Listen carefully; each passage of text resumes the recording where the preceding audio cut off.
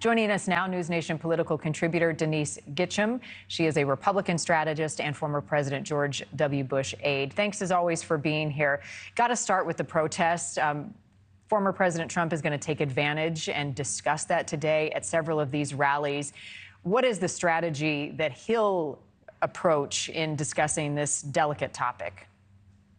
Well, good morning, Marnie. Thanks for having me on. I would imagine that he's going to double down on what he's been saying on the campaign trail, which is that under Biden, who promised that we would have a normalization, a peaceful normalization of just affairs in America. You know, they've always blamed Trump for being the chaos president. But under this president, President Biden, we've seen more chaos across the world and across America than ever before.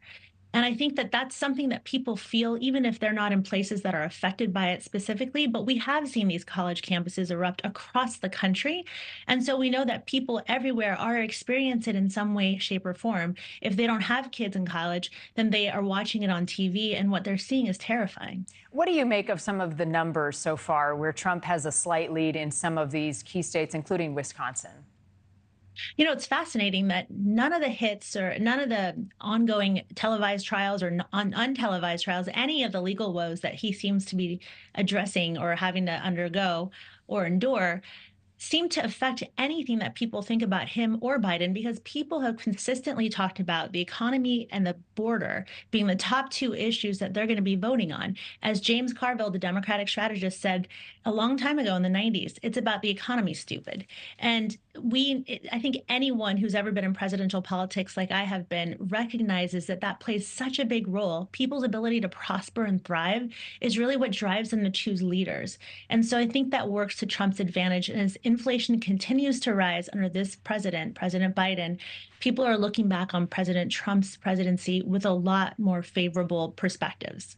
A lot of things we're still waiting on, one being, will President Biden and former President Trump debate? The other, who might former President Trump choose as a running mate? Who would you put at the top of that list?